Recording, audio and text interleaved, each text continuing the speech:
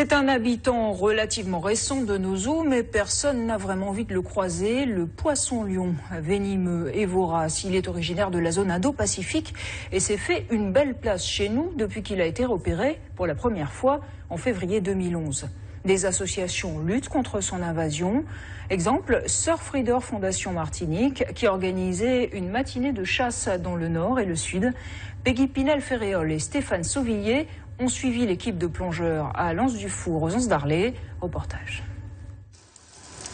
Nichés à plus de 5 mètres de profondeur, ces poissons ne se doutent de rien, mais une menace les guette. Sur la plage, le groupe de plongeurs se prépare déjà. Palmes, masques et tubas.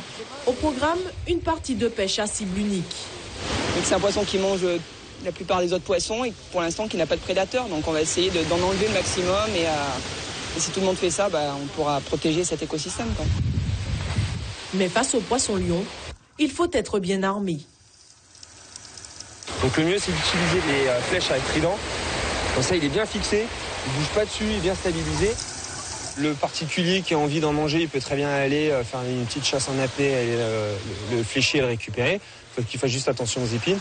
Après, pour les plongeurs bouteilles, il y a des autorisations qui sont délivrées par la DEAL, mais ce n'est pas autorisé sans cet accord d'aller le récupérer avec des bouteilles. Ici, le poisson-lion se cache entre 5 et 15 mètres de profondeur. Très vite, 1, puis 2 sont à portée de trident.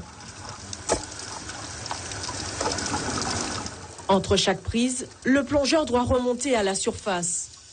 Les nageoires dorsales, ventrales et anales chargées de venin sont coupées au ciseau. Au cas où, un thermos d'eau chaude, remède contre le venin, est à portée de main. Le poisson est inoffensif, la chasse peut continuer. C'est un site réputé aussi. Et puis moi, on a l'habitude tous de plonger, donc on sait à peu près où est-ce qu'il y en a. Et malheureusement, il y en a un peu partout et vraiment en grande quantité, donc il y a vraiment de quoi faire.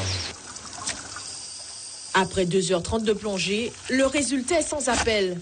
Une cinquantaine de poissons-lions sont en moins dans les eaux.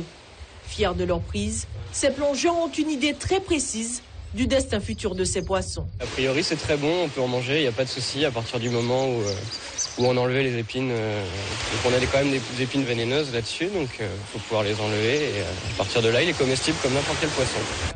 Écaillés, vidés, les poissons-lions seront dégustés en filet ou entiers